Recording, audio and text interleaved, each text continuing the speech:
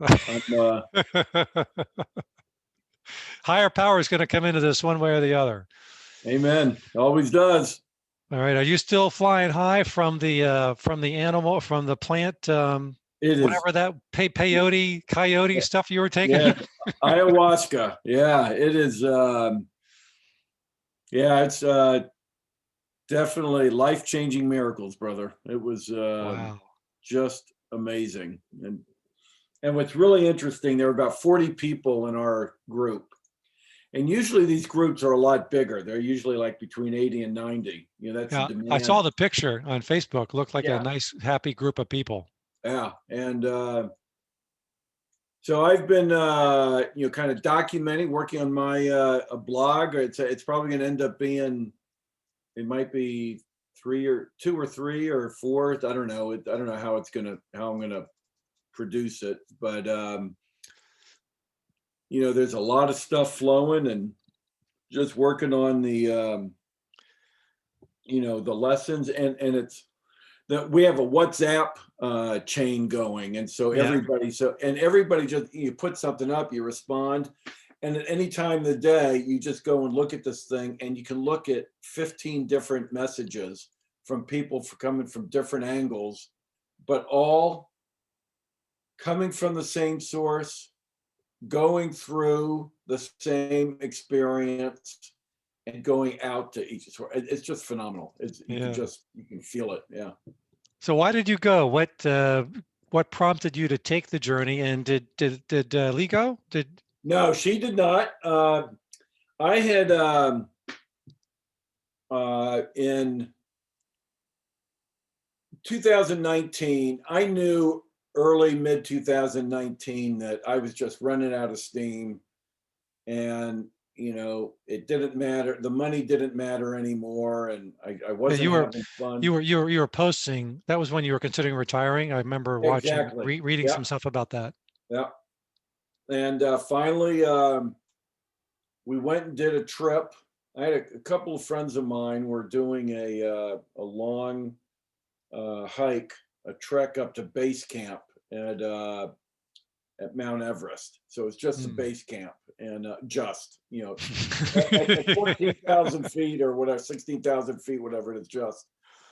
And it was an 85-mile trek, and it was going to take 10 days, and so these two gals in a group they were putting together invited me, and one of them is training to do. She's done, I think, she summited 3 of the 7 peaks, one in each continent. And so she's in training. So she's in training mode. Everybody else is in, spiritual, let's have a, good workout mode. And I said to Lee, I said, I'm thinking to myself, I don't know if Lee's going to want to do this. I don't know, kind of a hike. And I really love to do it because I think it'd be a cool thing. But, going off to find my, inner Tibetan monk, with a couple of chicks, on the other side of the world, it felt okay, but I didn't want to say either or slam it down. And so I was talking to my doctor, my primary care physician. I told her that I was thinking of doing this, and she says, "What are you trying to prove?" And I'm like, "Well, kind of things that Rain on my parade. what the fuck?" And then she's typing away, and I think she's typing my height, my weight, just and delusional thinking, whatever. And then she goes up and she turns around her computer screen and goes, "If you're going to that part of the world, this is what you should do." And she turns the screen around, and it's a Abercrombie and Kent high end, everything's taken care of kind of tour, and we can go to Nepal. Oh, So we're going to Nepal, then go to Tibet for 3 days. she's your tour guide. Yeah, well, she ended up being, yeah. Well, she didn't guide the tour, but she pointed me not what to do. So we went and did this thing, and by the time we came back, I was like, all right, I'm shutting down. A couple years prior, I had brought on a young girl who, late 20s, who was really new to this part of the business. And I made her a 25% partner, and then just brought her along, and it was fun mentoring. That mentoring need is a pretty cool, pretty strong draw. And I came back. I said, I think I'm going to punch out totally. And so we just kind of worked out, make sure that she was getting everything going. At the same time, I ended up going to an inpatient, a 5-day inpatient program. I had an anxiety attack a few years ago it was it's never about what it's about. It's always about something else. But I happened to be doing my father's taxes, and Yeah, I so remember I read about that too. okay. So I I went to this 5-day outpatient program at Chit Chat, or Caring Foundation, called Breakthrough, and it was Hmm. phenomenal. But right before then, I had a book that my therapist had suggested. It's called This by Michael Gungor, This This spell it. This Okay. Michael Gungor, and he says he referenced doing mushrooms and plant medicine, but it was in a way that was really genuinely spiritual. I mean, I'm used to people who want to party. I'm hearing about it, and I've never done psychedelics, so it was a whole new world to me. And I've heard about it, and I go, "Well, that's a party thing." I hear people say use spiritual excuses to justify checking me out. But the way this guy wrote and the way his story, it was really resonated that this is part of his practice to get in touch, and it gave some ups and downs, pluses and minuses to it. And I talked to my therapist about it. Then I ended up going to rehab, and then I had 10 or 11 other independent data points that came in about plant medicine. A buddy of mine from improv is a PhD on the academic side, and he has recommended this book by I think his name is Michael Pollan, which is and it's How to Change Your Mind, and it's all about, and in this case it was psilocybin, but he talks about all the studies that are being done with psychedelics to treat PTSD and other so Johns Hopkins, NYU, and I think it's UCLA are the 3 universities that the government's permitting to legally, practice it and study this stuff. And then somebody else at the breakthrough program, there were 2 people there, and one had a tremendous amount of information, pointed me towards a couple pieces, and then I started to dig in because I was fascinated by the results, and I thought, yeah, this whole shaman thing is kind of interesting. And then instead of in my mind, it says, well, I don't have access to that because I'm an old white guy in Mechanicsburg. How do I get access to that kind of spiritual connectedness? And of course I was afraid. How does this stuff affect my sobriety? And so then I went down this rabbit hole of podcast after podcast of these different people with long-term sobriety who are going down and doing ayahuasca and mushroom and doing it for and that's what Michael Pollan in his book How to Change Your Mind. It's all about set and setting and dosage, and it's having someone there that's holding space for you. It's not just I can swallow some shrooms and go listen to the Deadhead cover band out in the field. It's much more than that. And then Gwyneth Paltrow did a thing on her show Goop Lab. I think her very first show, she sent 2 of her employees down there, 2 of her staff down to Atman, which I was looking at in Jamaica, which is again illegal. And that's what I was really looking at. Okay, what's legal, what's medically covered, and all that stuff. Then I went into the figuring out because of the anxiety attack, I ended up on Zoloft, Ativan, Ambien. I've been on since cancer, 25 freaking years, not thinking that it was that big a deal. It was just, and these are all things that I needed to do to manage to get through the end of my work life. And I don't harbor any,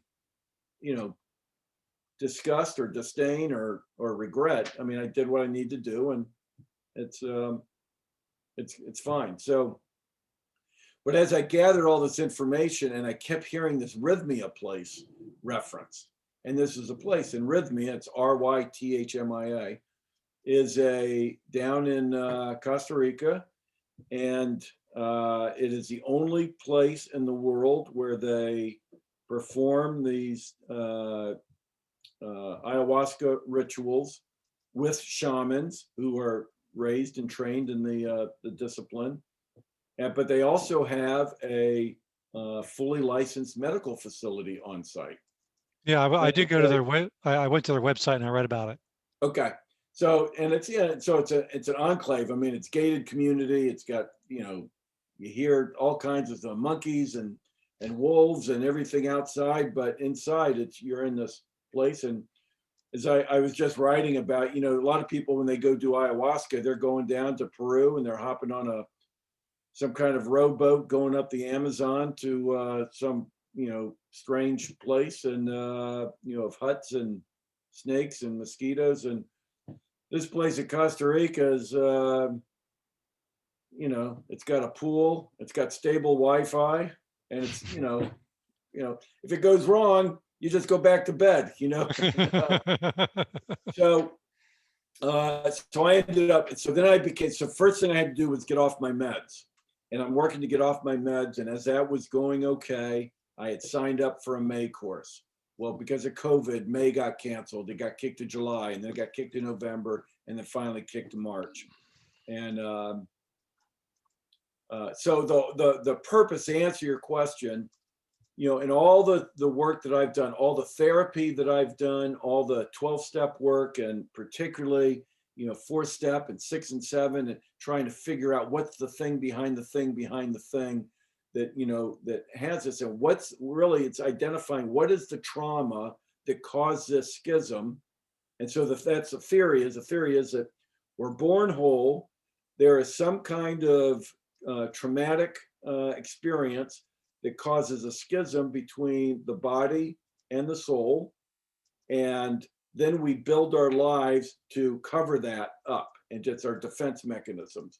And in my case, those defense mechanisms and manifested themselves primarily in substance abuse or alcohol, specifically alcohol abuse.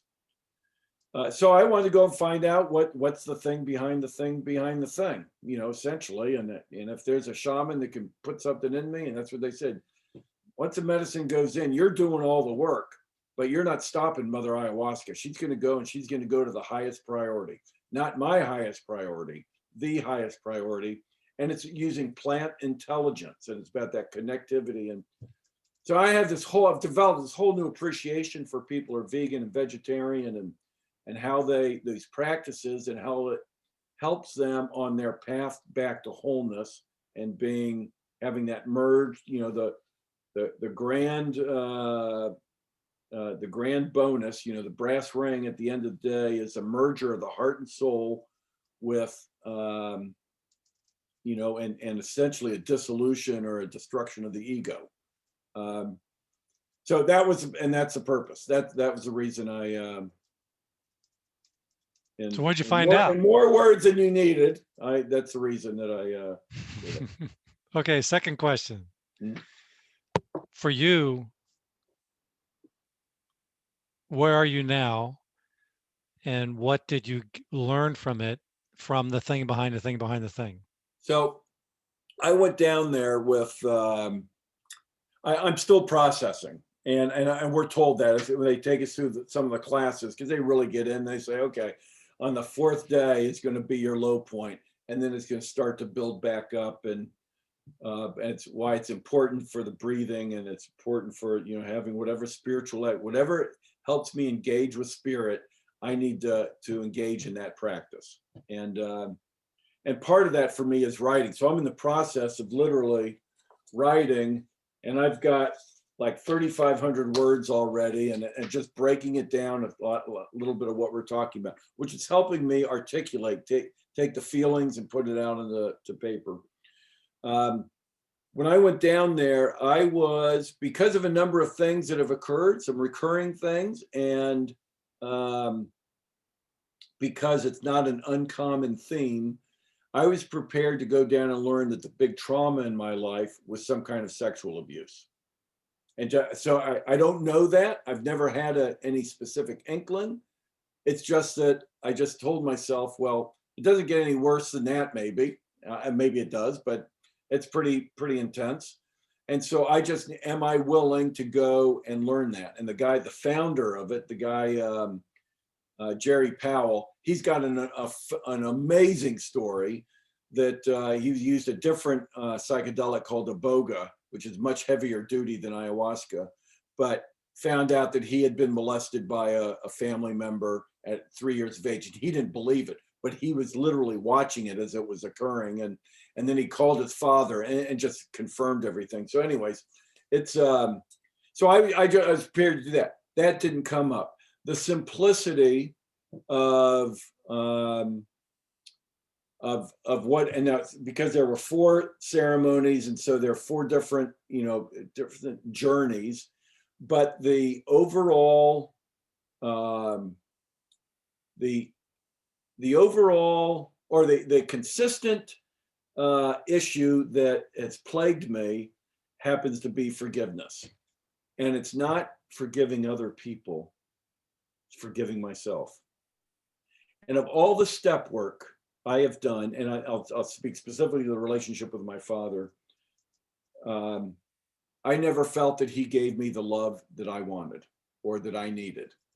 And that it was because in my childish child mind that I didn't do so. I needed to do something else to earn his love to get to that point. And that wasn't happening. And then as I grew older, I learned about his childhood, and I got into my own recovery, and I need to be empathetic. And as I got more and more information, found out that my father was adopted, and his big split happened at 9 years of age, when a neighbor girl told him that he was adopted. And so he didn't even hear that from his adoptive parents. So, and I get to that point. So then I'm forgiving him and doing all that, but it's still, there's that something there because of the resentment that I harbored for so long. And when I got to that point in the first ceremony, that night of the first ceremony, and then I realized that I was being led by the medicine. It was run around inside my system for about 3 or 4 hours, essentially came back and said, I need to forgive myself for holding that resentment for so long. Because I forgive him. Now he's 86, he's got dementia, it's Parkinson's. I'm down there, he doesn't know if he's shitting or if he's, eating or, it's a super sad. But yesterday I went down with a clearer and cleaner heart than I've had in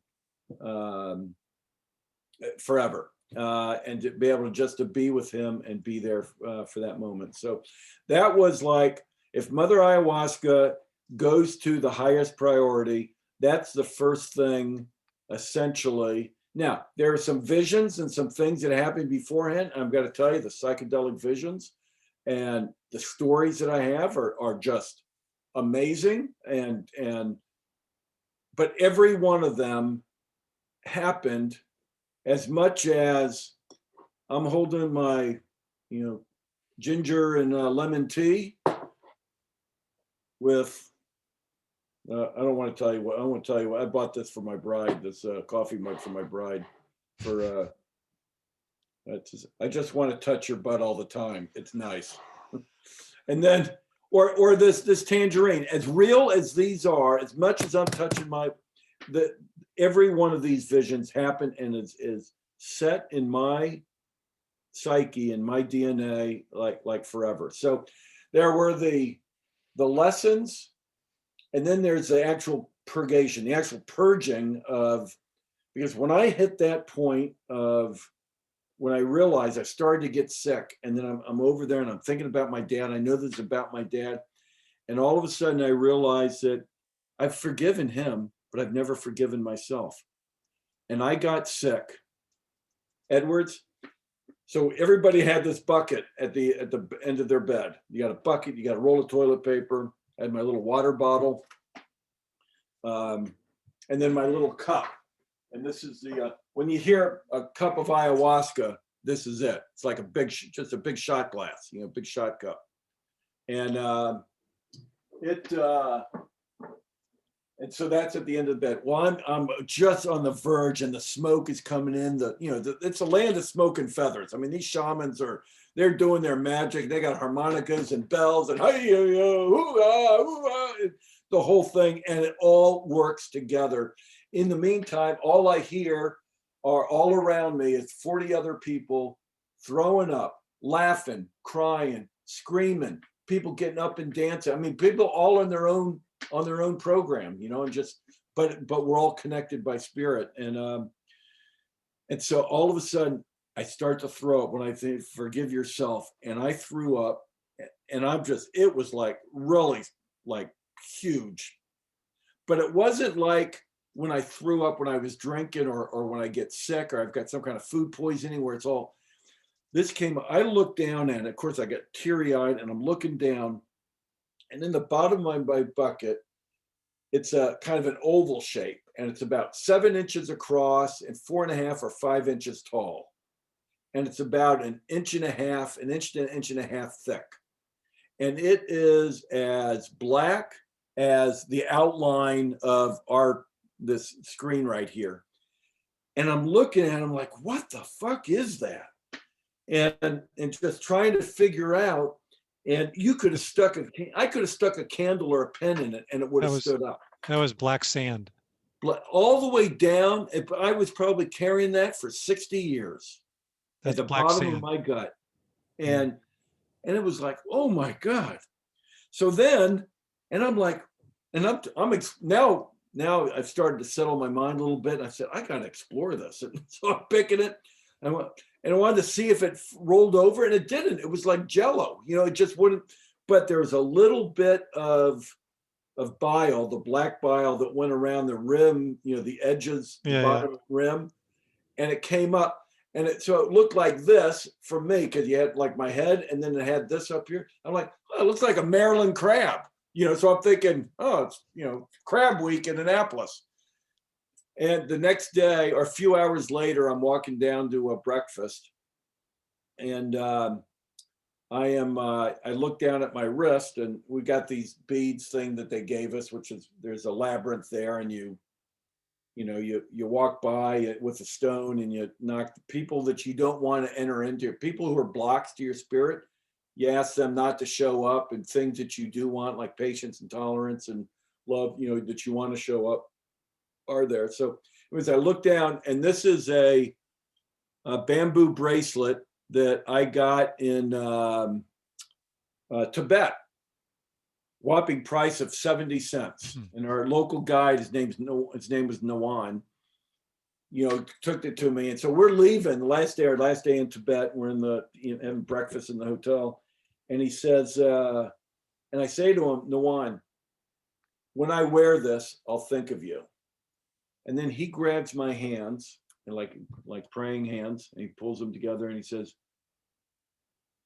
when you meet the Dalai Lama, please tell him about me. I mean, I get goosebumps right now. I'd already given him a tip. There was no, you know, there was nothing more for him to get from me. This was legitimate from his heart. When you meet the Dalai Lama, tell him about me.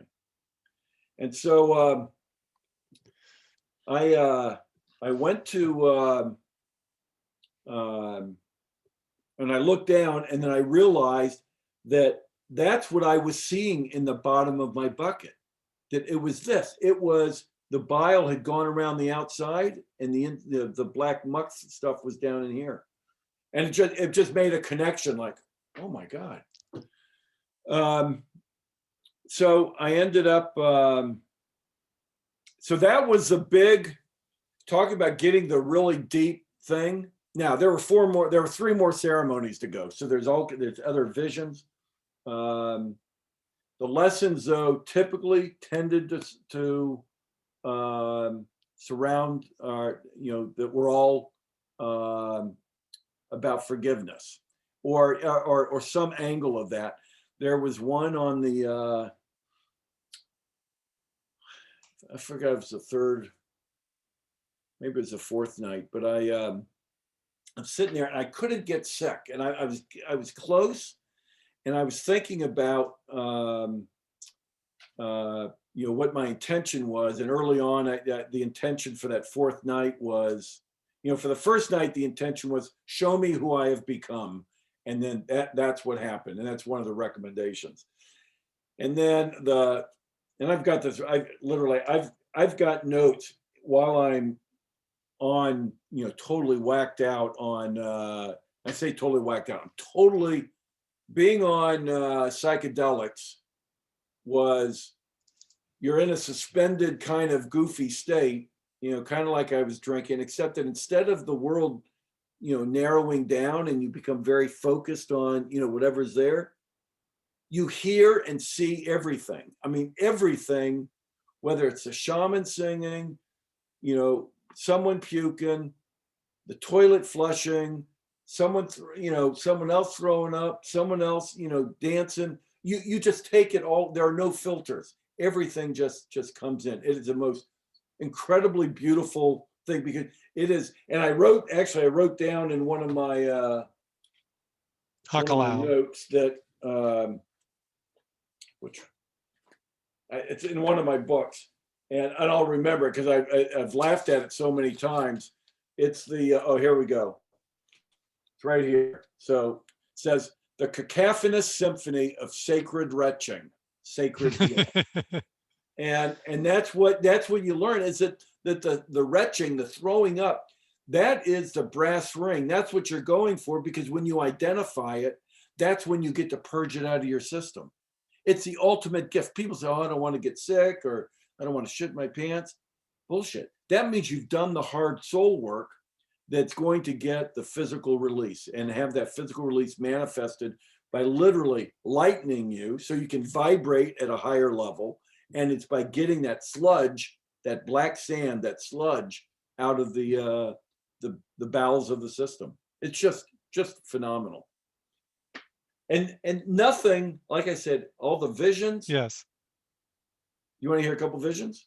Yes. What do you want? Yeah, you run it. This you ask the questions. I got visions to share with you if you want, but. Well, I have got other questions, but just go. Just okay, keep going. So first, obviously I retired, but you always have questions. Have I done enough? I could do more, and blah blah blah. So I go there and I take we take the first cup, and I go lay down, and I feel a little nauseous at first, but then it kind of settles, and all of a sudden I'm called to go outside. And we're told this, you'll know, you'll just trust your gut, whatever you're told to do. I go out there and I'm looking, and I'm just amazed at the fire, and walking through, like I'm walking through a tree, and there's leaves, and it is just like Van Gogh's Starry, Starry Night. It's come alive, and you sit here, and there's leaves, and I can see, where the branches are coming down and leaves are hanging, and I can just slowly bob and weave through, instead of taking my hand and a machete chopping it all down. It's like, no, I can see it all. I can see where I'm supposed to go. And then I'm going out, and I said, I'm going to go out and I look at the stars, and the stars are so bright. I mean, usually stars are normally 20 million miles away. These stars are like 20 miles away. I mean, they're so bright and vibrant, and the moon, looks like you could reach out and taste it and touch it. So I go down, and I say, I'm going to go sit on a hammock, and I'm just going to chill and sit back and, see if there's a light show, see what happens. I'm just kind of getting my feet comfortable that the wave of, the DMT is flushing through, and the serotonin's flooding the system. That how am I able to, just getting used to what can I do or not do, and so I'm learning on that first day. So I sit in the hammock, and I'm thinking that I'm going to face like that way, one way. But I said, well, I'll just go and sit. So I went and sat down. And as I looked up, I'm like, oh, no, I want to sit the other way. And so I sit down, and I'm lying down in the hammock like this. And I don't know if my arms were up, or I guess my arms are probably up like this. And and I'm looking at the stars, and there's this grouping of stars just in a line and right near the moon. And all of a sudden, I feel this presence come up and sidle right next to me. I mean, I feel it from hip down my thigh to knee, touching the calf, touching the bottom of the feet. That Mother Ayahuasca, the mother, is in this hammock with me. And I'm like, whoa, this is kind of cool. And then so I'm not freaking, I'm kind of chill. And then she goes, look what we have created. And I'm like, and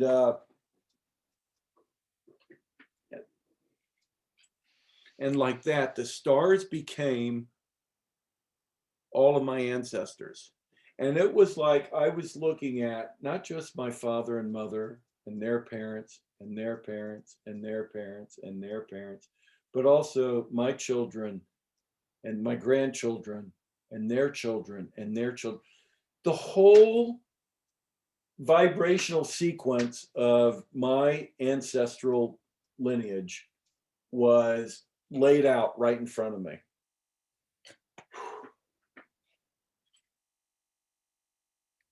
You know why?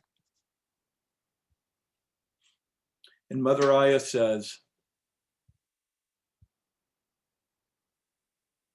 we are all so proud of you. You have done exactly what you were supposed to do. And was,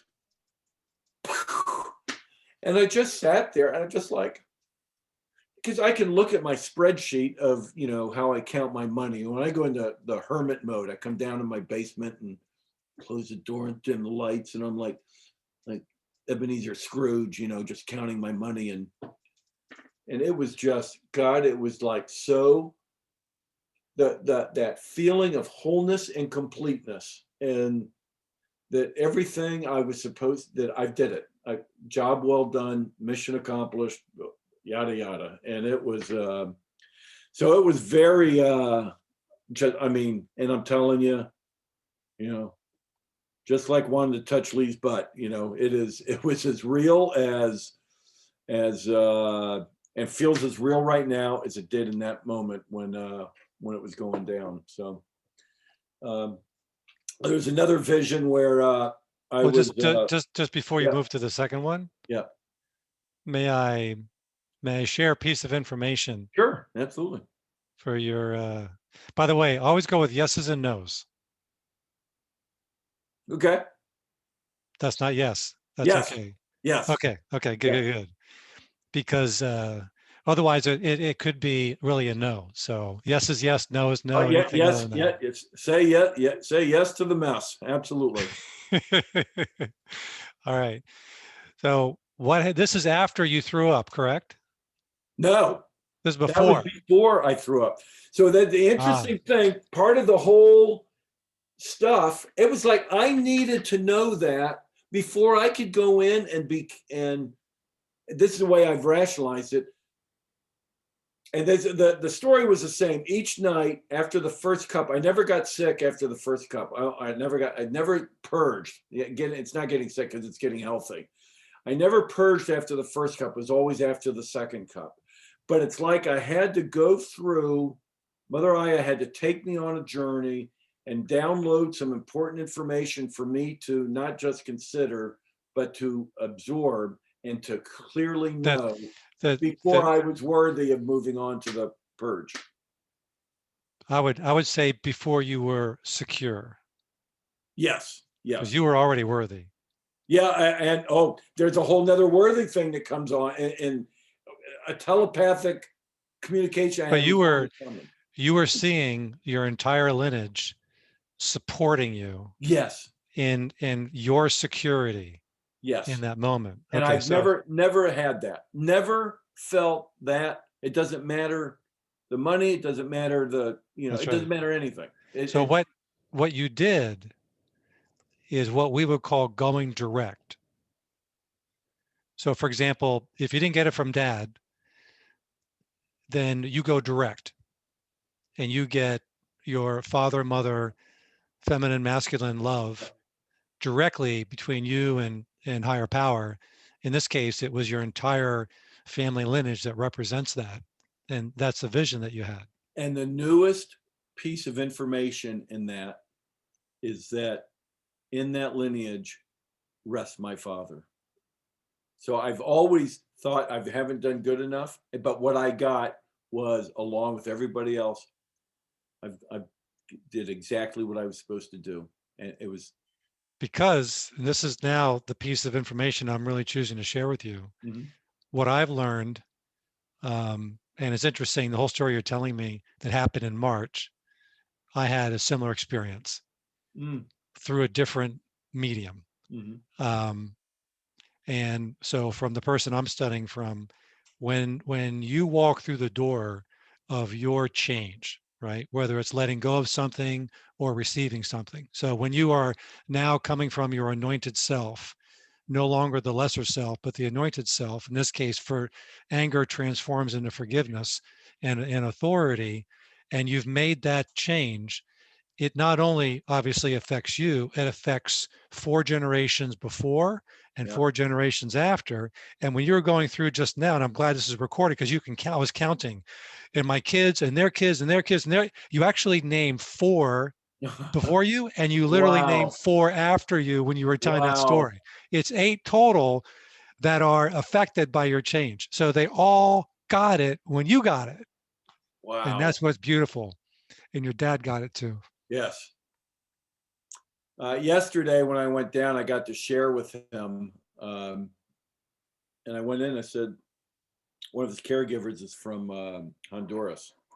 And she's become like family. We've known her. And I said, I was down in Costa Rica last week and I did some ayahuasca. And she goes, Ah. and I said, you done it? She goes, no, And and then my dad was like, so you never know what he's getting, what he's not. In his bedroom, he says, wait, come in here. What did you do? So I went in, Dad was down. I did some ayahuasca and Dad, it was the most beautiful experience of my life. And I felt a communion, a communication with Mom. And she sends her love. And there's no rush, but when you're ready to pass, she's ready to have you come up. And you're just having those, and he was like, well, I'm not sure I'm ready yet. I said, that's okay. When you are, you'll be welcome. When you Cool. feel so it was a really cool moment.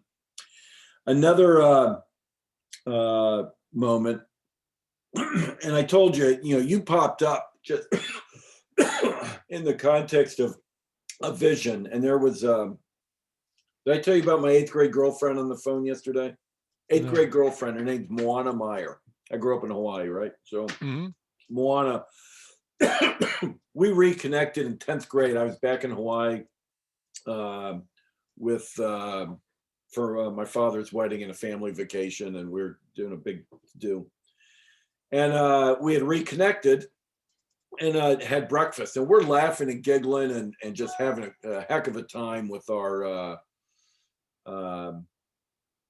whatever it is that 2 8th graders, that make 2 8th graders want to slow dance to side 2 of the best of bread. That spirit thing is still alive, in our 40s and or 50s, almost 50, I guess. And at that time. And anyways, she pops up. And so I said, well, that was random. So, but she's very spiritual, it's a really cool chick. And so I decided, well, I'll just send her a Facebook message. I sent her a Facebook message. I'm in Costa Rica doing a plant medicine retreat. I've done 2 of 4 ayahuasca ceremonies, and your picture just popped up. No context, no nothing.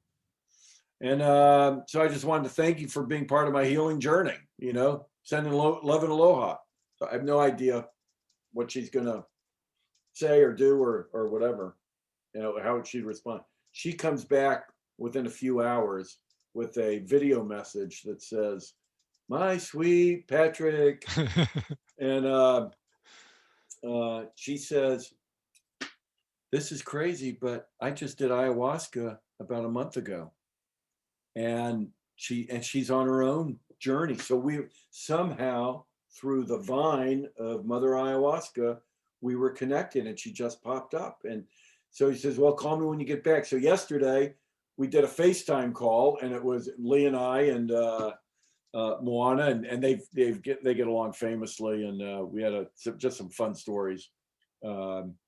when we've been out there and been together. And her partner then, she's got a different partner now, but anyway, it's just it's just stuff that we know, and just the spirit that we have. And it was really neat to hear. I'm always, slightly suspicious of, shame on me, but and this is one of the lessons I'll come back to, is that when people talk about their love, I'm like, well, I don't know where they're coming from or what they're going. And but it was no question in my mind, as she said to me, Patrick, I am so proud of you, because I know the family that you grew up in. I know the environment that you grew up in, and the schools that we went to, and that you went off into the Navy, and then you've hit it well in business.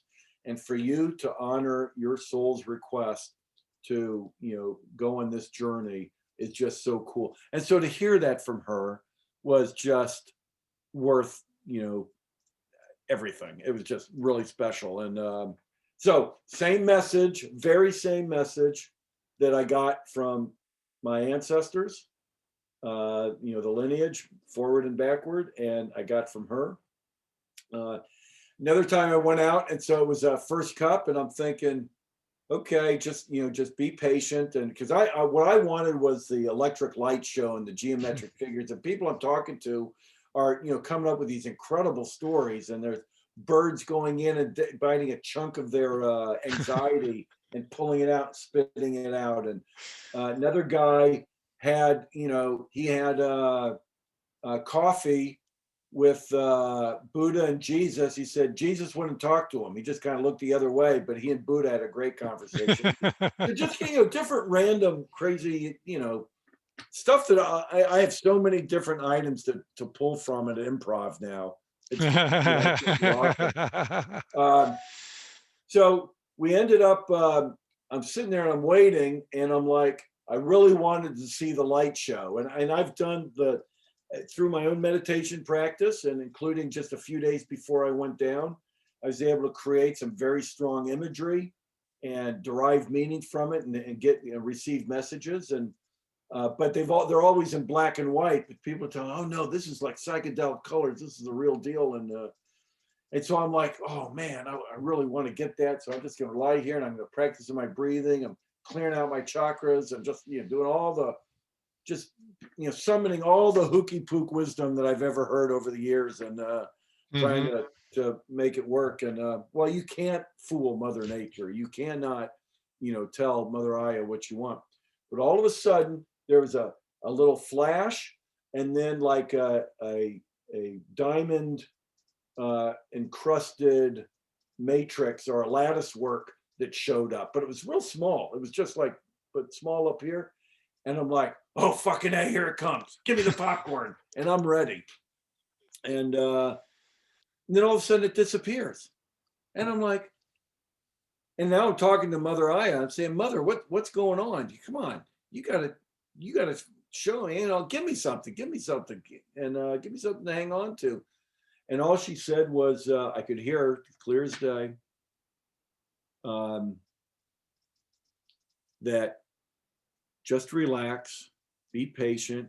Everything you're doing is absolutely right. You're doing it, but you just have to wait your turn. Your turn will come. Trust me. Trust me.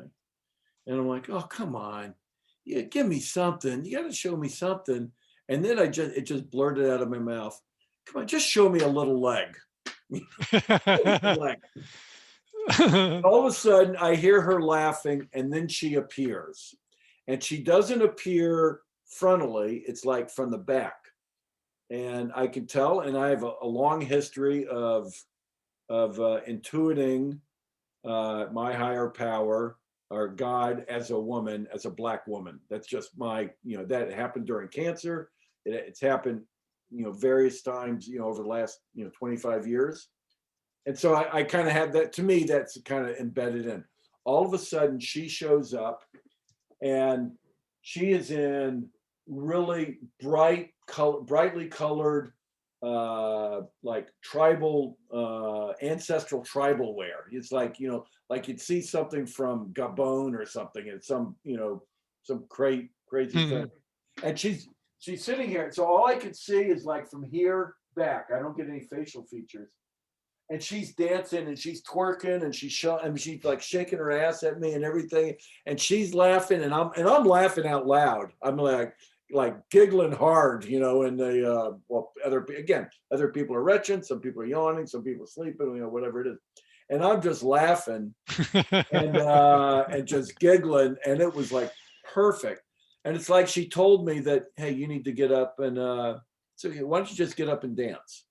So I got up and to dance, and the center area where the altar was, and up where the shamans, you know, had their did their blessings. It was kind of crowded. There were a lot of people dancing. So I got up and went over to the side Maloka, and where I knew I wouldn't, you know, with my clodhopper feet, I wouldn't bump into anybody or knock over the altar or anything.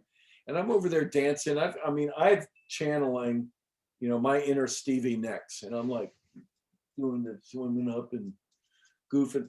And I got my hand up in the air and I look out across towards the center, and one of my sisters, you know, sister psychonauts, as I call them, are working their way, and she's got her hand in the air. I'm like, fucking hey, is she doing this with me? Is she seeing me? We're dancing. And she comes in and she gets closer and closer. Then all of a sudden, she just goes like this.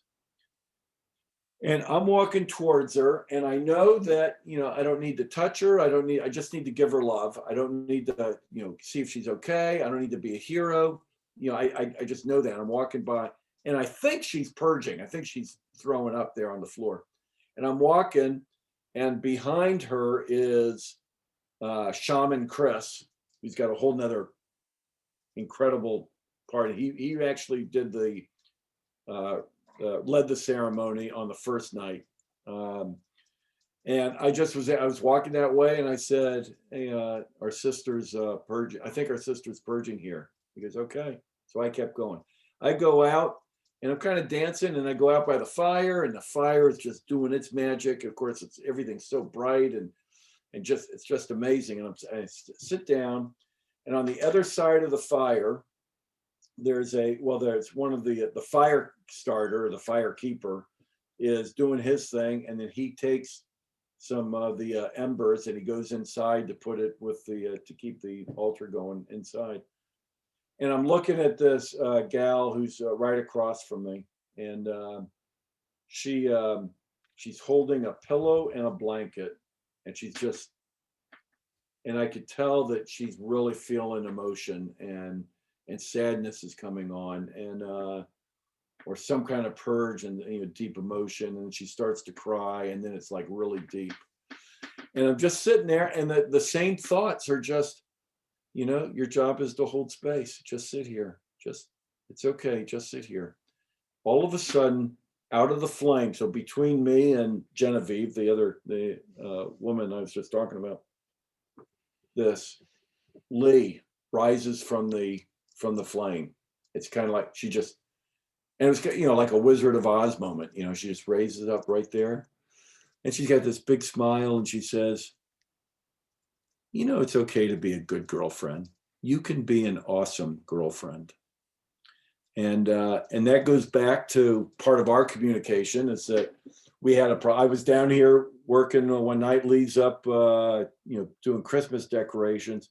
A big bang falls over. I go running to upstairs to see what's going on. She's screaming and yelling. There was not one Christian word coming out of her mouth. I mean, she was just like losing it in a beautiful fashion. And I come out of the door, and she says, IG need you to shut up and just listen like a good girlfriend. So we've always said that, and we've talked about that, how I've got that empathy that you know, people open up to me because, you know, I've got that open heart, but I just need, you know, and part of it is just knowing when to listen and when to let somebody feel their pain. And I don't need to rush in and be the knight in shining armor and hold somebody or save them. I just need to be available and hold space. So that's something Lee and I have talked about for 4 or 5 years. You know, you're a good girlfriend, and it popped up right there. Wow. And the last quick vision that I was went out there waiting, and this is the last night, and I'm like, what, okay, I'm just being patient because I still haven't gotten this show. And I said, I should just be doing something. The thought came to my mind, just start washing Lee's feet. And so literally I'm sitting here and I'm washing Lee's feet and I'm looking at her in color, like I'm seeing her eyes. And then then she was done. Then I did my son, Chris. Then I did my daughter. Then I did their spouses. Then I did my 4 grandchildren. Then I did my sister and I did my brothers and I did their spouses and their children. And it was like I was communing with everyone in that moment, just that warm, smiling, heart, soul eyes, right there. And the only one that was my number 3 grandchild, Nash, is he's like, he always wrestles and he's rambunctious. And here he was, and I'm washing his feet, but he's like with his other foot, he's letting me wash the one foot, but he's kicking the water and kind of getting away. It was like totally in character for our relationship. Well, I told the shaman, so I did that. I told the shaman about this. One of the women, Sarah, and she said that I bet when you're the first time you're with Nash, when you go in, he's going to be a lot calmer. And sure enough, we went down for my birthday, and I went and sat down, and he's playing a video game, and he just like nuzzles up against me like he's Mother Ayahuasca, with the message, and he's playing his thing, and it was really sweet. So that was the vision, and then I got into this role where I'm lying down and I am doing this thing, and I'm like dancing with my hands. And I'd done that earlier in the week, and one of the women had done, she said for 3.5 hours, her arms were just moving. They just like, she'd lost control, and she's just sitting there doing 3. And she said they were so sore and tired. And I just it just came to my head, and I said, well, maybe you're healing yourself. I mean, that's, physician, heal thyself. And she just looked at me and like, wow. So all of a sudden I find myself and I'm dancing to the music, and all of a sudden my hand's doing all this stuff. And all of a sudden, oh my God. And I'm doing this. And I was giving myself a heart transplant. And I took the little dark out, set it off to the side. And I went like that. And this fluffy, pink, vibrating or, pumping heart, this heart beating was in my hands, and I just put it in, and then I just started going like this, and then up and down, and it's like I've got a new heart. And on the 4th night, my intentions were 2 intentions. The first one was continue to heal my heart, and the second was show me how I can best serve my tribe and my community, my tribe and my family. And so I realized, oh my God, I got a heart transplant, a non-invasive heart transplant, Yeah. And then I look out and I see out the window, and there are 3 stars. And just like all week, they've been calling me. And this is the 4th night.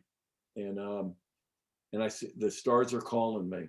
At the same time, I hear the retching going on behind me. And I know I'm supposed to go out there because I'm going to be told how I can best serve my tribe and my family. And the stars are calling me, beckoning me to come out. And I went like this. I said, hold on. I have to wait for my brother to finish purging because he's going to feel all the love that I feel right now.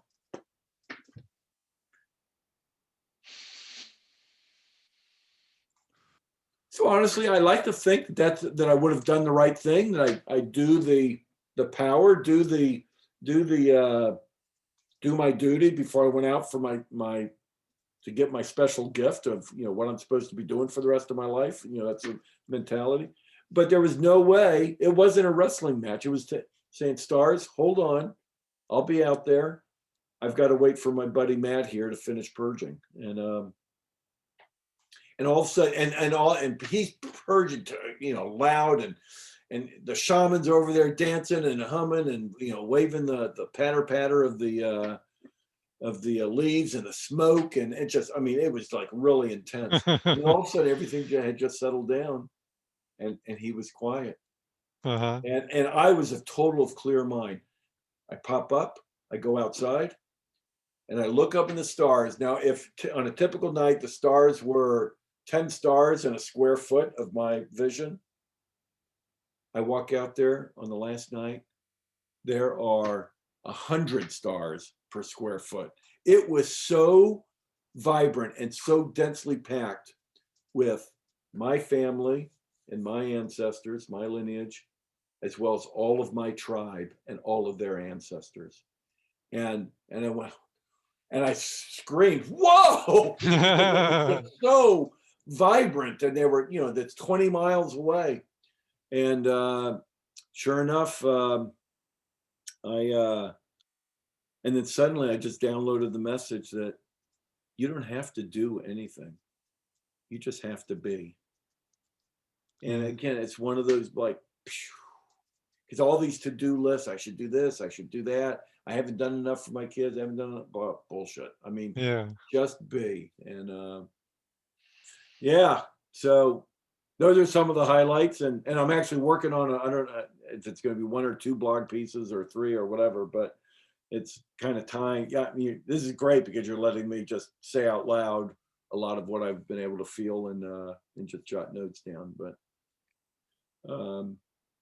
really intense. So I went out on that last night. I go up and so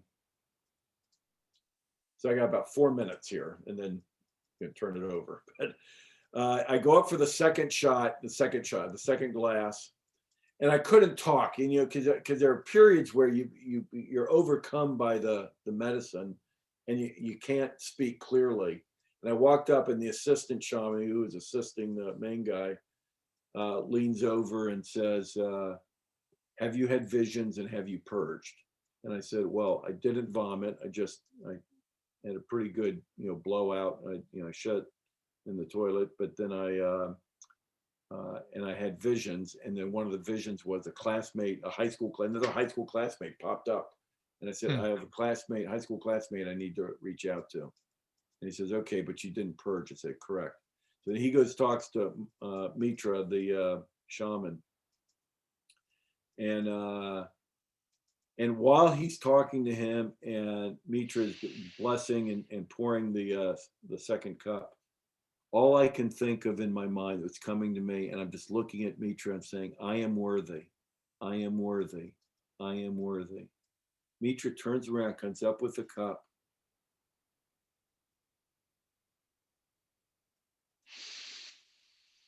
As if we are truly having a conversation in telepathically, and he says, "You deserve this. You are doing the hard soul's work. You deserve this."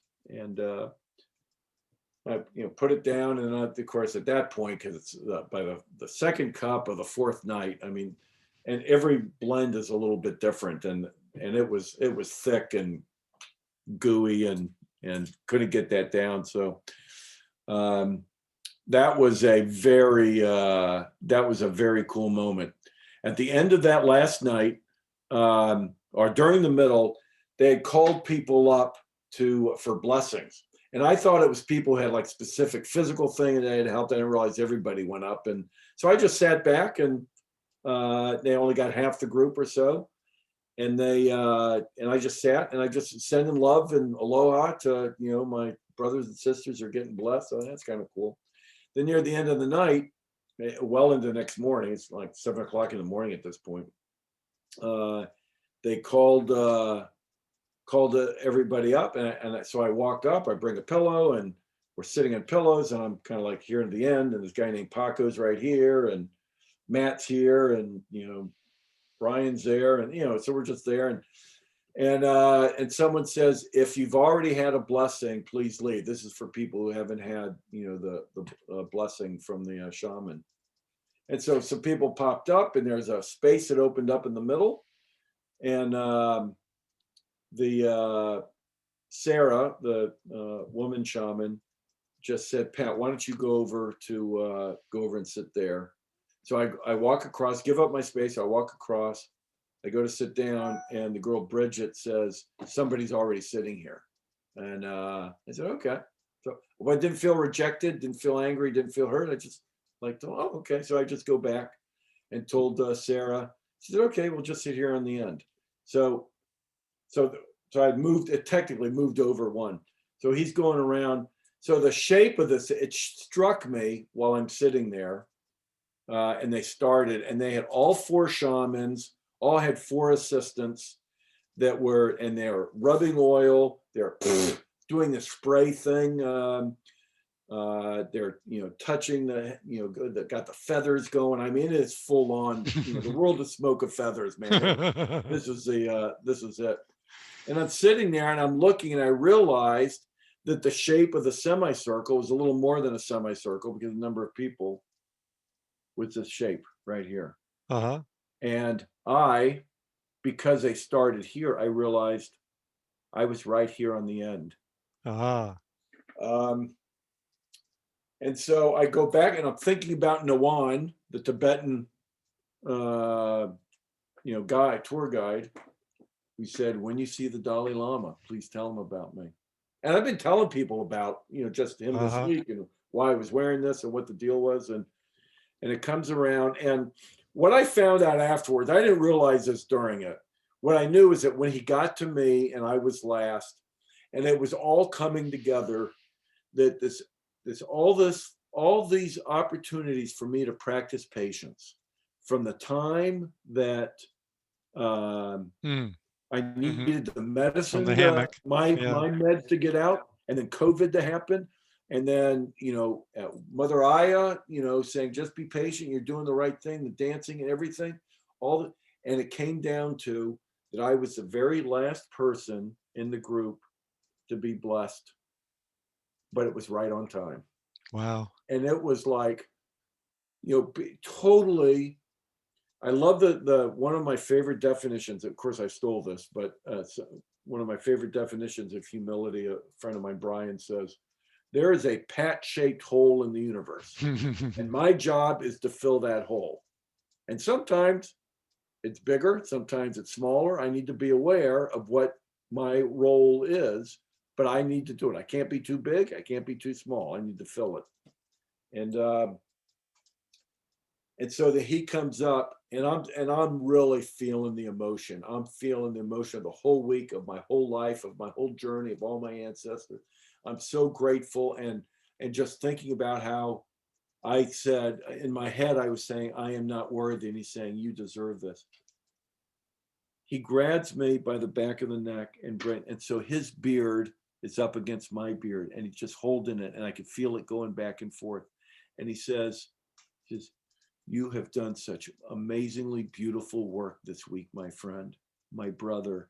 You deserve all of this that you're getting.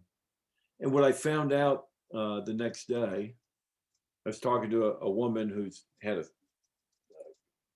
a totally different type of experience, and she had a brief conversation with Mitra, and that he said to her, you're very special, you're here in the right place. Yeah. But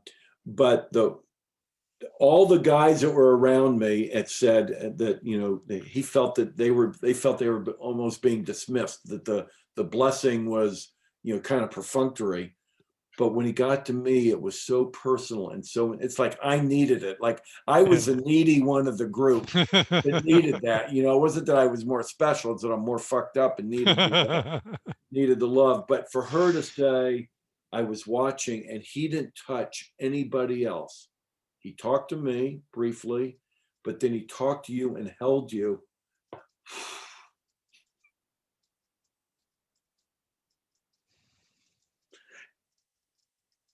Yeah, it was okay. It was, it was all right. So it was awesome. Yeah. It's like being in your dad's arms. Yeah, exactly. The arms that I always thought that I wasn't getting, but that I had all along. Yeah. That may work its way into my writing there, brother. Beauty. Beauty. So well done. What do you got for me? I'm thank you for letting me share all that. I mean, obviously I'm still feeling it. I mean, the fact that I can still feel it, and it's so real, Well, that's the goal, yeah, right? The goal is to feel yeah, and feel and and to feel be, and to be. And yeah, so it will radiate for a long time. yeah. Mm, Yeah. Your gift is to be able to, in the twinkle of an eye, recreate the yes, experience and the love flowing through you, even as you tell your story, yeah, because it touches people that listen to it. yeah. Mm. Well, thank you. I mean, it's You're just so welcome. amazing. Yeah. Now I have a Cool. question for you. Okay. So at the beginning, before I ask the question, and I do have a story to share if we both have time to hear the Sure. story, and if you have the energy for it too. Yeah. Um, may I have permission to facilitate you? Absolutely. I go with yeses and Yes. nos. Yes. Yes. Yes. May I have permission to see your perfection? Yes. When you said yes, you closed your eyes. Mm. So I'll ask you again. May I have your permission to see your perfection? Yes. You have my permission to see my perfection. Good. May I have your permission to help you discover your greater life mission? Yes. Cool. So thank you for sharing your transformational story about anger transforming and resentment into forgiveness. Mm. So my question is, have you forgiven yourself? Yes. Okay. And in what I study, forgiveness transforms into, anger, resentment transforms into forgiveness and authority. Mm. Authority is authorship, claiming one's authority, claiming one's authorship is ultimate personal leadership and could manifest in speaking, could manifest in writing, could manifest in making particular choices about one's life. And and so how is, if you look at the word forgiveness, Mm. forgiveness is forgiving Mm. and giving and giving and giving. Yep.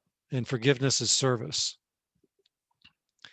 So how is, and forgiveness for no reason, to be already forgiven, Right. right? And that's really what grace is. So now that you have forgiven yourself, what is new and different for you personally and experientially? Um, a very concrete message that came through,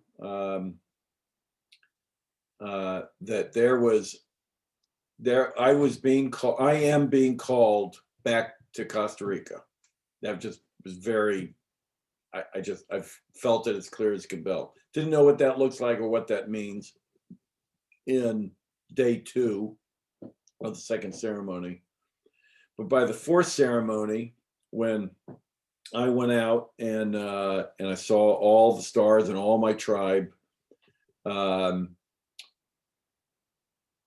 and it was clear that um, I didn't need to do anything more. I needed to be, and that to honor this calling, whatever that is, and whether it's we go down just do a family vacation, or I buy a place, or I just go back to Costa Rica, to Rythmia. I don't know whatever it is, that I'm not to be driving the boat. I'm supposed to be there as a consultant and a sounding board, but that I've turned it over to the next generation. So I've already done that by note and speaking, but originally a note, and then followed up with discussions to my children and their siblings that don't know what this means, but we're supposed to be down there as a family, and whether it's one time for a vacation, or we go down and end up buying a piece of land and building a compound. I don't know. I just know that I'm not to be, my ego cannot be involved in driving that bus. My job is to sit here and be supportive and provide the wise counsel as an elder, not as a chief executive officer who's, driving the boat. I think that I'm definitely on the path with documenting this story and making it in a way that I don't have to give every detail and every nuance. But like in all my writing and all my blogs, I try to share something that somebody doesn't know about me. And I try to share that, from an emotional level that will, make, while I'm writing, I know when I'm writing and I bring tears to my own eyes that I got something, that's something worth giving, something worth sharing. So those are the two immediate pieces. Another side piece, and I went down and I promised Lee, Lee and our daughter Katie were a little sketched out by me wanting to go do ayahuasca. They're like, oh my God, is this, are you looking to, and these are great conversations I had with family before leading up to this, which is, are you just looking for an excuse to drink? Are you trying to go get cured so you can drink again? And, is there some kind of, am I really answering a call, or am I trying to drive a spiritual solution to a secret, desire? And I feel very good that it's been all about just healing. It's clean. It's clean. Yeah. So I think but one of the things they said, I decided that I was going to reward myself with a Tesla. So I ordered it, and I got rid of my, I had a nice the Jeep. Huh? What happened to the Jeep? I still have the Jeep. I got rid of my Lexus, the sedan, and just turned it in early because I wasn't using it. It was COVID, wasn't using it, and I'd rather have the Jeep and just got. And part of my emptying out, like already what I've done in here, I've cleaned this out. It's a mess still, but I had 5 or 6 crystal little award things, deal of the year and biggest deal, or blah blah blah, and 40 under 40 from 1997. So I've taken all that stuff. I haven't thrown them out, but I've just removed them, and I'm just going shelf by shelf and just mindfully picking which books are serving me, which are not, and just going through that process. You make your own altar even. But I'm not beating myself up that I need to do it right away. I need to throw things out because they're evil. I just so with the Tesla, I'm just being mindful about it. I actually ordered it in the middle of February, and it cost me $100 to order it, because until if I lose $100, I lose $100. If it comes in, I decide no. And I told Lee and Katie that, said I won't make the commitment until after ayahuasca, and I see what happens. And I as I was driving to talk to somebody, a Graceful Heart down in Carlisle, I was going down to talk to her and get a reading, and I thought to myself, I don't have to have it, and if I decide that if it comes up that I'm not ready to do it, that's fine. I like the idea of, and the message of, clean energy, and it's for the 4 generations after me. I think that is, there's something noble there, but I want to make sure that it's not ego driven, and I'm trying to get something else by having that. I'm willing to let the Jeep go maybe by the end of the summer and get rid of the combustible engine, or maybe I just keep it up at Katie's because she's near the beach, and I don't know, but the thing is, I'm not afraid to let things go, and I'm not feeling so attached. So those are 3 things right there between, a family vacation, the writing, and the Tesla, that are, I'm just open to being the vessel through which the message flows right now. So yeah, that's kind of the 5 days out of Rythmia, and those are the three kind of potential forgiving items that What were the dates you're actually down there? March 21st to March 28th. Okay. So I was, how much time do we have? Well, I'm 17 minutes for till 1 o'clock, but I'm good. Whatever you want to. Okay. I'm not going anywhere, so it's your schedule, All right. your story, your schedule. I have a couple other things to do this afternoon, but I don't have any other appointments except to go pick up my daughter's motorcycle at Bob's BMW. It's getting serviced. Nice. Okay. So before you went there, Melba and I, February 24th to March 6th, went to Asheville, actually Brevard, North Carolina, and had a very similar experience without the psychedelic drugs. Yeah, the plant, the herbals, the Hiawatha. Yeah. And so it's amazing.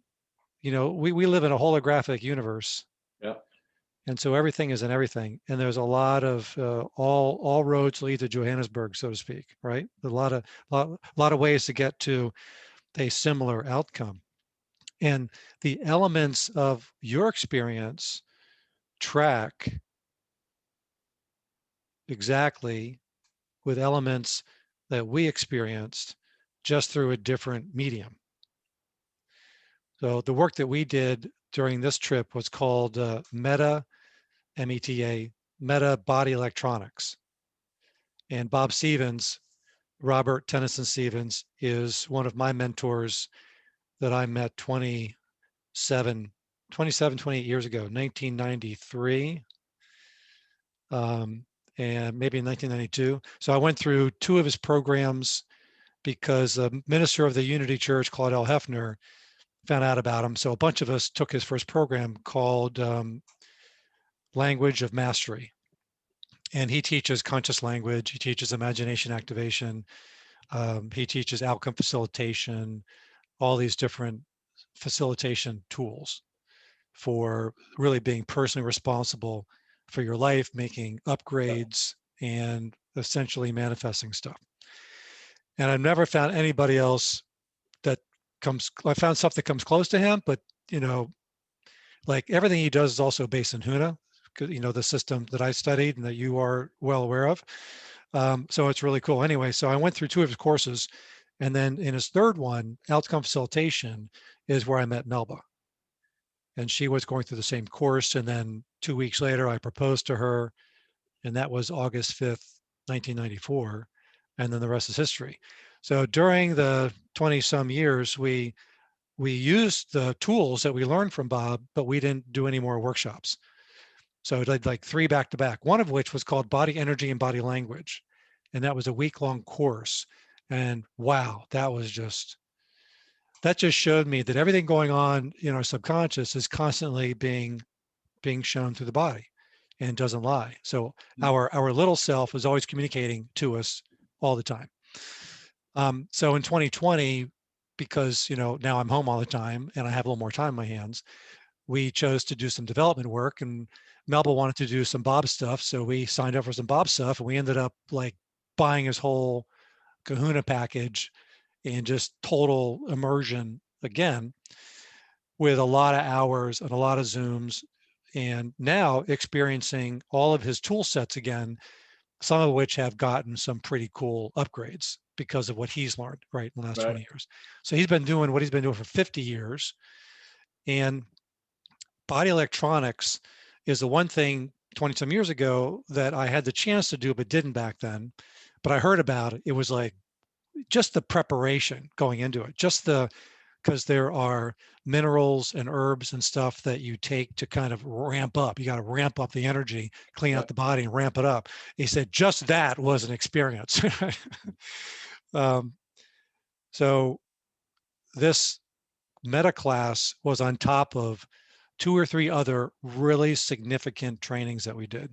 One which was a trip in July called Immersion down in North Carolina, where I had 2 rebirthings during that. which I can define what I mean by that if you're interested. And then even one when I got back. So a lot of really cool stuff concentrated over a relatively short period of time, just taking it to the next level. So Meta by Electronics is kind of his highest level offering, where this is 10 days. 2 days we go through one of his core programs called All for You, which is essentially getting everything really amped up and prepped to be fully, completely present, playing 125%, conscious, deliberate.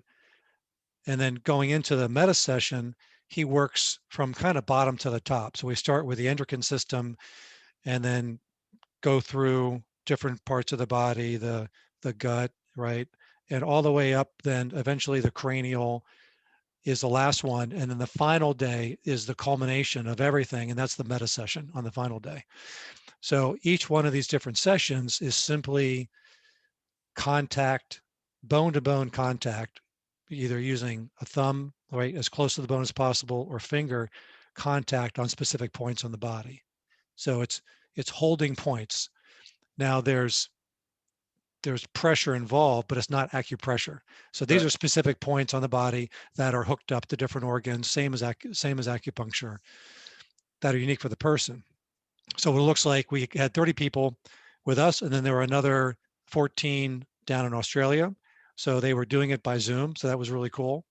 And they had to get up at 1 o'clock in the morning to, because we're at 9 o'clock in the morning, they're 1 o'clock. So we had 44 people going through this experience, and there were massage tables and stuff that a person would lay down on with clothing on, and then a different number of people would stand around holding specific points.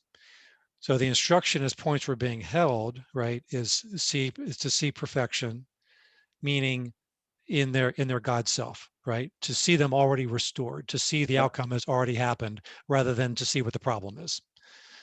And if they're struggling with something, to see them already on the other side. Fear transforms into faith and confidence, anger into forgiveness, and so forth. Somebody really, really smart once told me, energy flows to the outcome already experienced. Yes. I've been using that for 25 years, brother. Well, I think that probably came from Bob. You That know, we met. You outlined earlier when you're telling me the time frame. I was diagnosed in September of '94, so we got together okay. in October of '94. So it was just shortly after you and Melba got engaged, and Yeah. yeah, yeah. Yeah. That was my experimental phase. Mm. Yeah. Okay. So I wrote off with Anyway, that. yeah. All right. So um, on the table, what happens is when points are being held, it activates past memories and stuff. It's like you're pushing a button and stuff starts to come up. It just comes up, and it can be what you thought it was going to be. It can be something totally different. People could have visions. People. So if you walked by the outside during the first several days, the last day was total silence. 30 people, 3 tables, 10 people on one team, one person, 9 people holding points, the whole day silence. So it's just like the energy, but that was where like all the greatest work was being done. But in the beginning days, there was wailing, there was shouting, there Sure. was, I mean, you name it. Few people, right, purged. And so as you were talking about your vision and what was happening for you and higher power or mother nature or whoever, I had similar experiences going on. One of which was a former, about 20 some years ago, 22, 3 years ago, I went to London, went to England for a retreat, spiritual retreat by Don Galloway's group, he was the medium that I visited, and it was a really special week. And one of the practitioners was a past life regression therapist guy. So I had a session with him, and he showed me this particular past life, and that specific imagery, like it was so fresh, came up in one of my visions. And then through each of these different exercises, it progressed in detail and where it went to the last vision where I was in my house or my castle with gold, filled with gold, which really gold is the color of the anointed self, and owning it, right? Being in it, owning it, my authority, my house, and which meant a lot to me. I mean, that was a big deal because the earlier vision was I was not in the house. I was outside the house across the stream looking at the house, Right. doing something else in life, right? So anyway, really powerful experience. And as all these points are being held, not only is it the memory that comes up, but there's, as you know, a feeling and there's a thought form, and then there's words that go along with these things. So it's our responsibility to love it, to be, let it be, and just touch it with love, dissolve it, and when it's touched with grace and love, it automatically transforms. So the transformations were happening either because of decree, right? I'm breathing it through and I'm allowing myself to feel that pain. And as people are holding points, what happens is it gets hot. It gets like, is someone holding a blowtorch on my fingers? Because the electricity, right? Universe is just whoosh, Yeah. the electricity is zooming. Energy is just moving, man. And everybody that's holding a point is going through the same thing, right? In their own way of whatever that issue is, which was really phenomenal to watch this Yeah. happening all across. And so coming back, it's really being born new. And Right. just like, your experience of purging. And so the black stuff, as I learned from Bob in his classes, that will happen. People go to the bathroom and they will just in the toilet where it comes out of the vagina or wherever, or through the mouth, and it looks like black sand. Yeah. And those were thought forms or crystals. So the other thing is whenever there is a withheld experience or thought, it actually forms as a crystal in the body. You can feel it, like on the spine or somewhere else. Or we were holding points, and you're holding points, it dissolves. As it dissolves, the hand goes deeper in the body. And those crystals dissolving is the physical manifestation of the idea already flipping, of the feeling already transformed. Yeah. And it was happening. The cranial, which was the last one before the meta day, there's a occipitals or something bone, actually starts with an S. It's a really big bone in the back in the skull.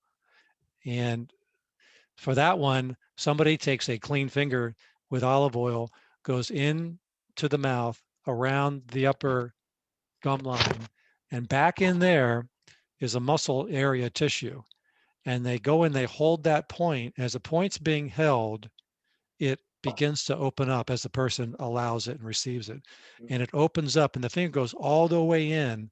It actually touches that bone, which is like an antenna to the universe. And when that's happening, and because there's a person on the table, a person doing it, and a person at the head, kind of like not touching, but just, being present, loving, and watching what's going on. And I'm watching because Mel was doing it to the other woman on the table. And as it's happening, the entire cranial structure and the sutures are not solid. The whole cranial structure moves. And as it's happening, what's happening is expanding, right? Wow. And the whole palette inside, which is like the ceiling of creativity, goes up. So I'm watching, because you do this one side at a time. If you only did one side and stopped, the person would end up with like this. Like a Picasso. Because I'm watching, and her eyelids going up, her nose is bending, the mouth is going, because it's moving Wow. right there. And then she does the other side, and the other side moves. And he used to do the measurements, doesn't do them anymore. But when he did, from here to here, the average difference was a half an inch. And also here, it was a certain amount. So this whole thing is expanding. And wow. Wow.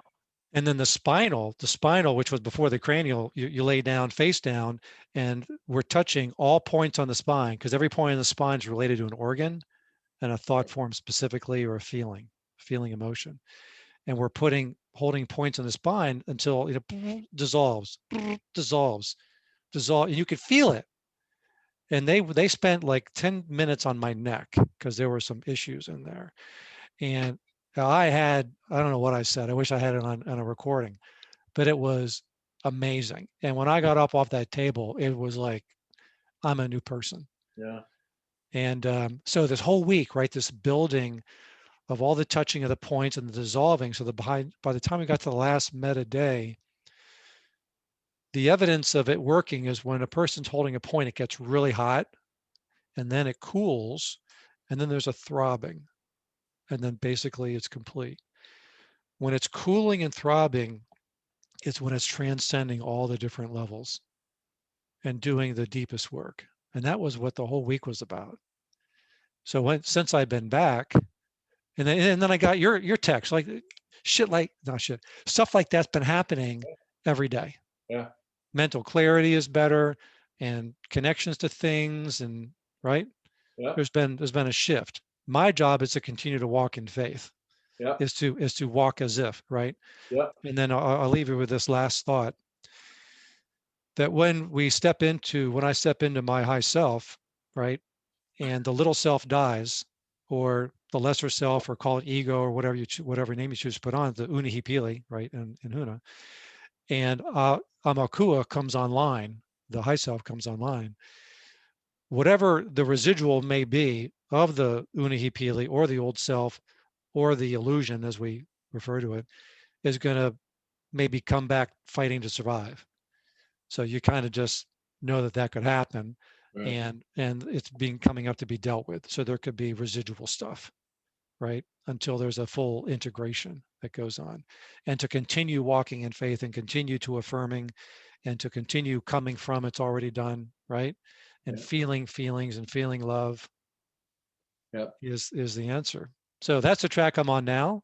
So I'm doing regular still coaching, mainly my clientele are financial advisors. Melba's clientele are special operations forces veterans. As they're coming out of the service, she helps them in transitioning to the private sector. And we're going to find ways to continue integrating what we're learning. Oh, I got one more thing. This you're going to go, wow, when I share this with you. You ready? This is Yeah. super cool. Especially when I tell you who my first eye reading is going to be with. So this chart is a picture of the right eye, left eye. So what you're looking at is a modified iridology chart, originally brought online by Bernard Jensen. Dr. Jensen did a lot of research. He mapped the eye. There was a lot of work done on cadavers over the years to find out what part of the eye relates to what part of the body. But the entire physical body is held in the eye, moment by moment, upgrade, downgrade, health, illness, whatever shows in the eye. Bob Stevens took it further, that every organ is also a feeling, is also a thought form.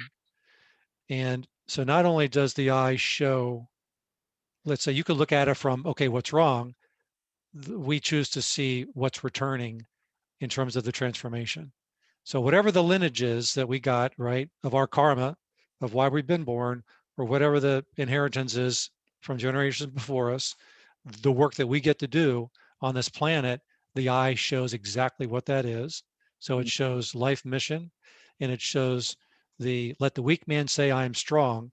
It shows the weakness or the problem transformed actually into the greatest emerging strength. All of that in the eye.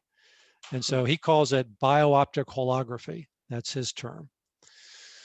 And bio, for two, optic for the eyes, holographic in that it reveals the whole. And so I'm learning how to do bio-optic holography eye readings. The iris shows our internal world. The sclera, the white, is our perception of our outer world. And my first eye reading I'm doing is my father's. Yeah. You mentioned that yesterday, I think. Yeah.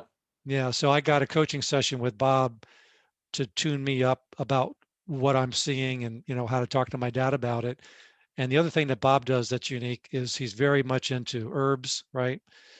Essential oils, and we are repping for Young Living is the most conscious, according to Bob, essential oil producer in terms of where they source, how they make it, and that's also their model is network marketing, but that's not why I do it. So, but he also does his own line of supplements based on his criteria. He used to have an herb company. So the supplemental support for the transformation, or plant-based support, right, for transformation, is integrated into his work as well, which is really cool. So looking at my dad's eyes is like looking at me, another version of me. a little profound, feeling filled. And because when I had my eye reading, there was an opportunity for me. There's what's called a sodium ring, which kind of looks like a white ring around the outside of the iris, which an iridologist would say you're taking in too much salt and too many, bad minerals. Biooptic holography says that it may or may not have anything to do with that, perhaps, or toxins coming in the body, but it definitely has to do specifically with a viewpoint about the world, protection of self, and therefore not sharing my genius. So my life mission is to share my genius with the world and shine my light brightly with them. Hmm. Um, that's my mission. That's And my awesome. father has the same thing. Yeah. So um, it's really, really cool. So I also bought a camera. So there's a specially it's a Nikon, but it has a special telephoto lens and a special flash system to be able to take close-up, high-resolution, light-filled pictures of the eyes. So I made an investment in that, and now I can take eye pictures and start doing the eye readings. So we're finding ways, this year, how do I introduce this to our clients? And because we're going to keep doing our regular work, and now we're going to do this other stuff too as a emerging work. Very nice. So we're both on the exact same path, just different ways Different languages. of Yeah, languages of getting to it, which is really, really cool. I agree. It's amazing. You have no idea how much the time we spent together back in 94, 95 has informed the way that I think and my spiritual practice and the comfort I have in pursuing alternative uh, uh, modalities, if you will, that uh, and a lot of it, so much of it comes back to you and to the work that we did together, which I'm very, very grateful for. Very Thank you, grateful. Patrick. I feel very loved. Yeah.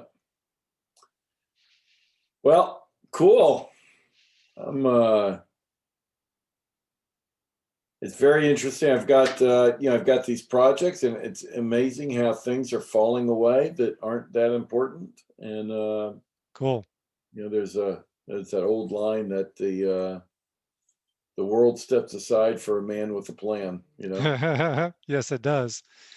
It's our job is to come from it's already done, to live in the outcome and let the universe support the way that is going to happen. Yeah. Cool. May I have your permission to let Melba watch this Absolutely. recording? Is that okay? Absolutely. Yeah. Yeah, because I think she'd love to hear, the way you laid out your entire experience. I think she'd really enjoy listening to it and seeing it. Awesome. Love it. Well, Absolutely. if I can support you anyway, or if you get back I down, will. like, I will be in touch. I'm taking a lot of stuff in, and this is very important to hear what you're working on and things that you're going through right now. And I will definitely be in touch. oh, one thing to know as it relates to eye pictures is that the eyes change. So if there was a before and after, like if we had a picture of your eyes before you went down and a picture when you came back, Oh yeah, yeah. you could see a difference Different. and you can track exactly what changed, At which is really cool. Rythmia, they used to have a one of these, you know, $15,000 aura reading machines, and that they would read people going in and then read their auras coming out, and how coming out it was like 95% or 97% of everybody was all Yeah. purple, like a perfect, you know. Purple is the color of spirit.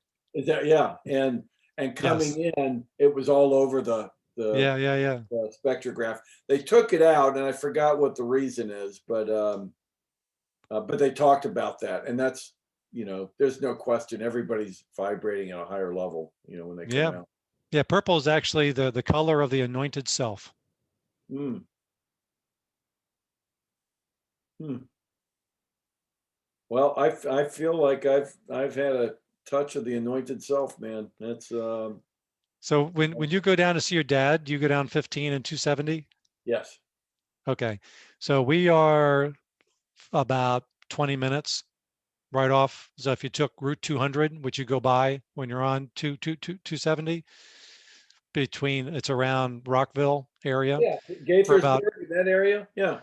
well, we're in Clarksville, right? Okay. So you go through Gaithersburg. So we're just east of that. Right. We'd be like, we're right between Baltimore Washington Airport and 270, about that distance. Got it. So the next time you go visit them, if you like to stop by at our house and have dinner, we'd love to host you.